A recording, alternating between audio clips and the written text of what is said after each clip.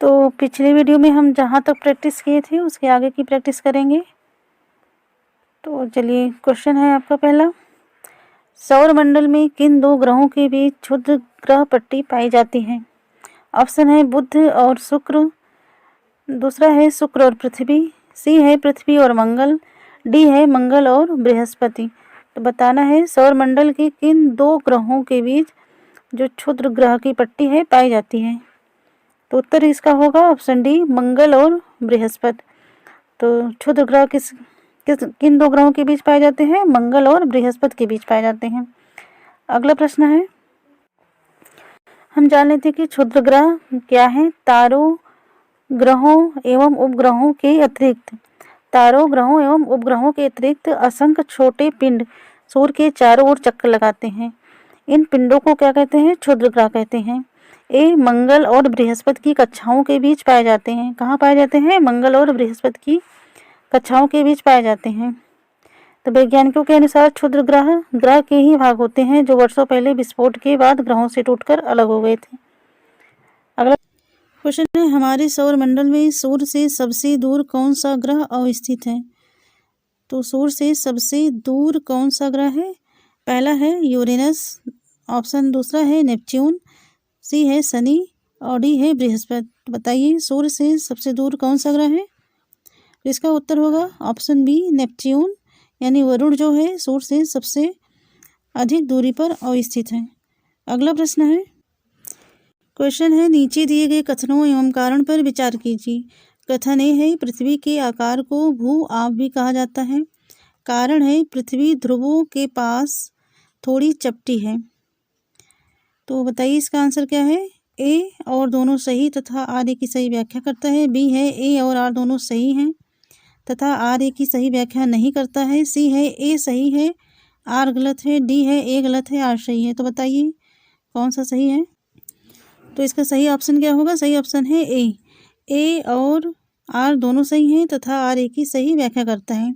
तो पृथ्वी के आकार को भू आप भी कहा जाता है। क्यों कहा जाता है? क्योंकि पृथ्वी ध्रुवों के पास थोड़ी चपटी है। इस प्रकार आपका ऑप्शन ए सही है। अगला प्रश्न है, क्वेश्चन है, निम्नलिखित में से कौन से कथन सत्य हैं? पहला है, अंतरिक्ष से देखने पर पृथ्वी हरे रंग की दिखाई देती है। दूसरा है, पृथ्वी का हरा रंग हमें यहाँ के वनों के कारण दिखाई देता है।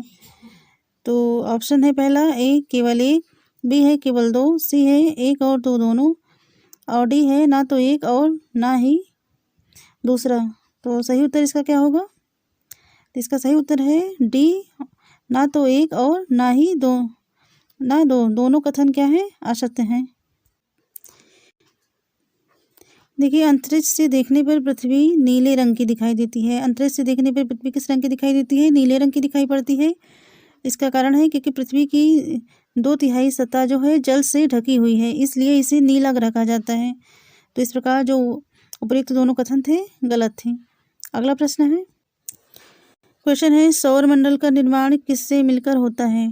पहला है ग्रह, दूसरा है उपग्रह, तीसरा है सूर्य, चौथा है उल्का पिंड। ऑप्शन ए है केवल 2 और 3, बी है ऑप्शन केवल 3 और 4, सी है केवल 1 और 3, डी है उपयुक्त सभी। तो बताइए आप सौर मंडल का निर्माण किससे मिलकर हुआ है? तो इसका उत्तर है ऑप्शन डी, उपयुक्त सभी। सूर्य, 8 ग्रह, उपग्रह तथा कुछ अन्य खगोलीय पिंड जैसे क्षुद्र ग्रह एवं उल्का पिंड मिलकर सौर मंडल का निर्माण करते हैं। उसे हम सौर परिवार का नाम देते हैं जिसका मुखिया सूर्य है। सूर्य, 8 ग्रह, उपग्रह तथा कुछ अन्य खगोलीय पिंड जैसे क्षुद्र ग्रह एवं उल्का पिंड मिलकर किसका निर्माण करते हैं? सौर मंडल का निर्माण करते हैं। उसे हम सौर परिवार का नाम देते हैं और जिसका मुखिया सूर्य है। अगला प्रश्न है, क्वेश्चन है, निम्नलिखित में से कौन से कथन सत्य हैं? पहला है, सूर्य का खिंचाव बल सौर मंडल को बांधे रखता है।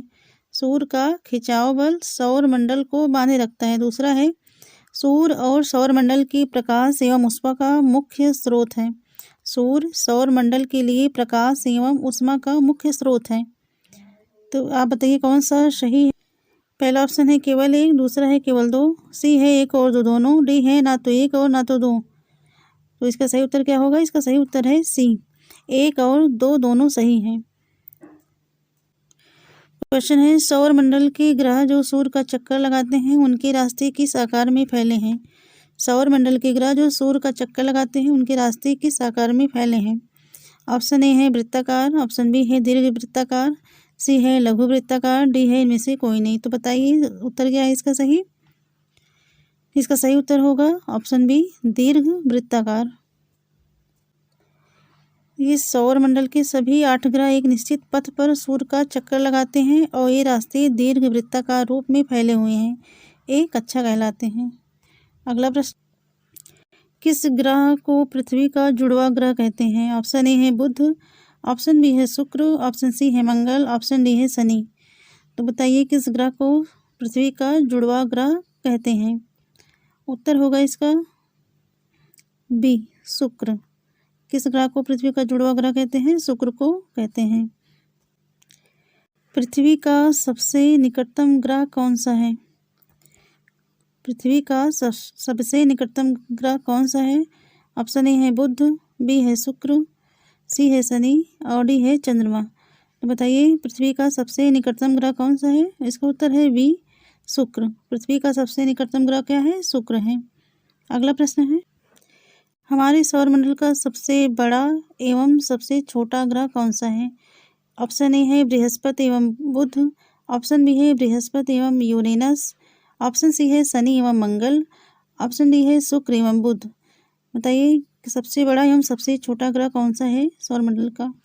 उत्तर होगा इसका ए बृहस्पति एवं बुध।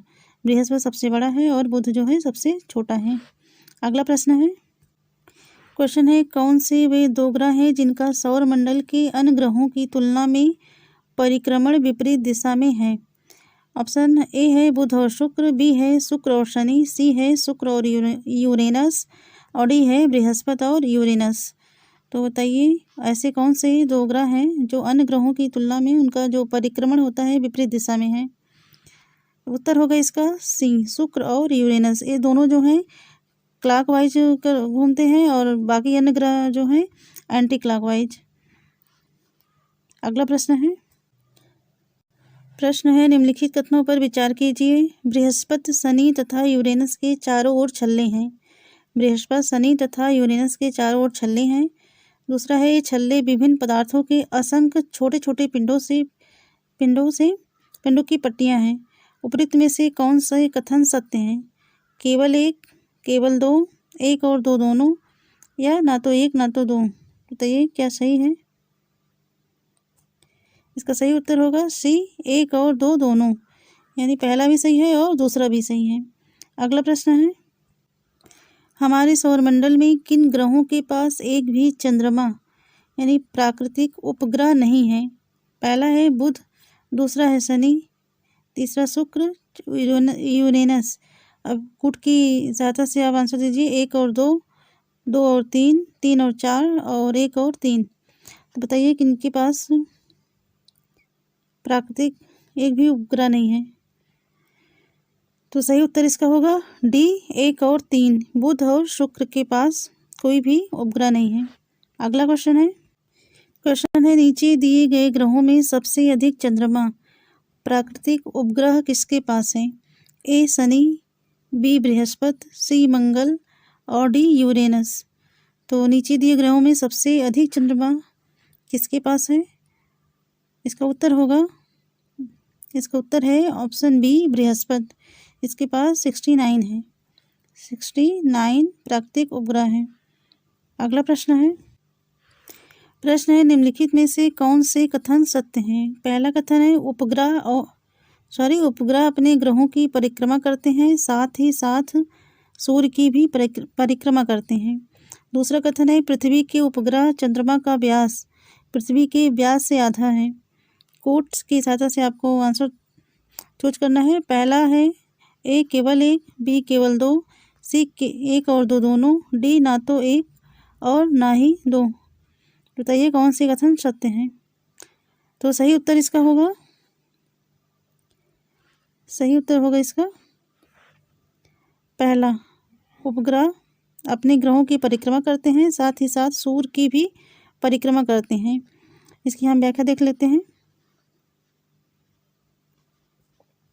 देखिए उपग्रह को अंग्रेजी में सैटेलाइट कहते हैं, जिसका अर्थ होता है साथी या सहचर, ये उपग्रह अपने ग्रहों की परिक्रमा करने के साथ साथ सूर्य की भी परिक्रमा करते हैं। यथा कथन एक जो है सत्य है। और हमारी पृथ्वी के पास केवल एक उपग्रह है, चंद्रमा।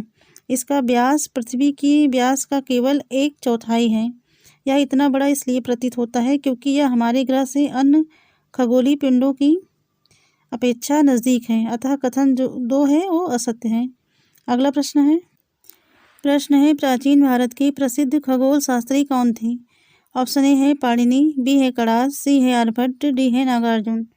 बताइए प्रसिद्ध खगोल शास्त्री कौन थे? उत्तर होगा इसका ऑप्शन सी, आर्यभट्ट। कौन थे प्राचीन भारत के प्रसिद्ध खगोल शास्त्री? आर्यभट्ट थे। खगोलीय पिंडों एवं उनकी गति के संबंध में अध्ययन करने वाले को क्या कहते हैं? खगोल शास्त्री कहते हैं। तो जो आर्यभट्ट हैं प्राचीन भारत के प्रसिद्ध खगोल शास्त्री थे। अगला प्रश्न है, क्वेश्चन है नीचे दिए गए कथन एवं कारण पर विचार कीजिए। कथन ए है पृथ्वी से हमें चंद्रमा का केवल एक ही भाग दिखाई देता है। कारण चंद्रमा के द्वारा पृथ्वी का एक चक्कर पूरा करने में लगने वाला समय अपने अक्ष पर एक चक्कर पूरा करने में लगने वाले समय से अधिक है। फिर से एक बार क्वेश्चन देखते हैं। पृथ्वी से हमें चंद्रमा का केवल एक ही भाग दिखाई देता है।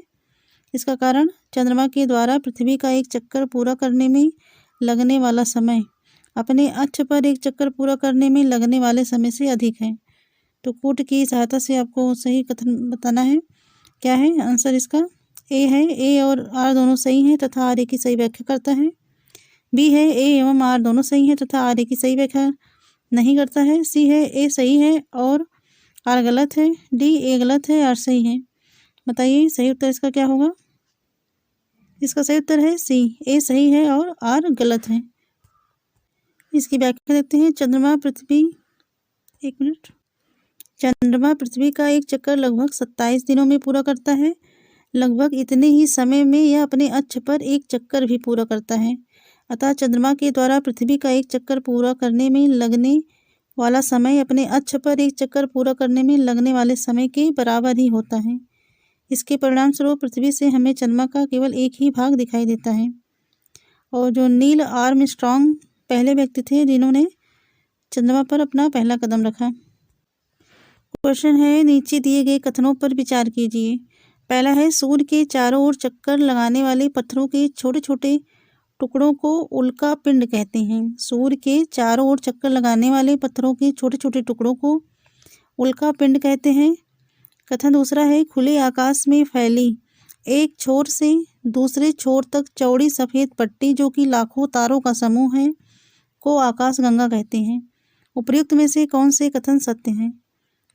ए है केवल एक, बी केवल दो, सी एक और दो दोनों, डी ना तो एक और ना ही दो। तो इसका सही उत्तर क्या होगा? इसका सही उत्तर है सी, एक और दो दोनों सही हैं। क्या है? ये भी सही है और ये भी। सूर्य के चारों ओर चक्कर लगाने वाले पत्थर के छोटे छोटे टुकड़ों को उल्का पिंड कहते हैं। क्या कहते हैं? उल्का पिंड कहते हैं। खुले आकाश में एक छोर से दूसरे छोर तक फैली चौड़ी सफ़ेद पट्टी जो कि एक चमकदार रास्ते की तरह दिखती है या लाखों तारों का समूह है। यह पट्टी आकाशगंगा है। हमारा सौरमंडल आकाशगंगा का ही एक भाग है। प्राचीन भारत में इसकी कल्पना आकाश में प्रकाश की एक बहती नदी से की गई थी। इस प्रकार इसका नाम आकाशगंगा पड़ा। लाखों आकाशगंगाएं मिलकर ब्रह्मांड का निर्माण करती हैं। तो ये रही आपकी प्रैक्टिस के क्वेश्चन। इसके आगे हम मिलते हैं नेक्स्ट वीडियो में नेक्स्ट प्रैक्टिस के साथ। वीडियो अच्छी लगी हो तो लाइक करें, शेयर करें, चैनल पे नए हैं तो सब्सक्राइब करें। Thank you.